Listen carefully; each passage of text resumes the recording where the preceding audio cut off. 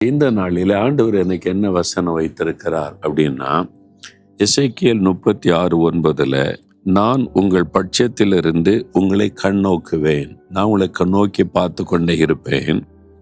நீங்கள் பண்படுத்தப்பட்டு விதைக்கப்படுவீர்கள் என்று சொல்றார். நான் உங்கள் பட்சத்திலிருந்து உங்களை கண்ணோக்கி கொண்டிருப்பேன்.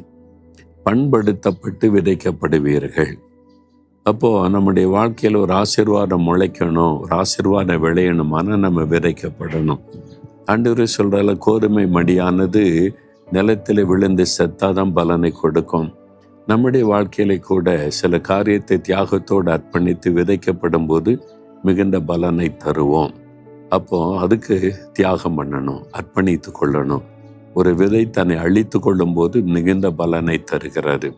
அதே மாதிரி தான் நம்மையும் நம்முடைய வாழ்க்கையை ஆண்டவருக்கு என்று அர்ப்பணிக்கும் போது ஆண்டவருக்கு மிகுந்த பலனை கொடுப்போம். நம் மூலமா நிறைய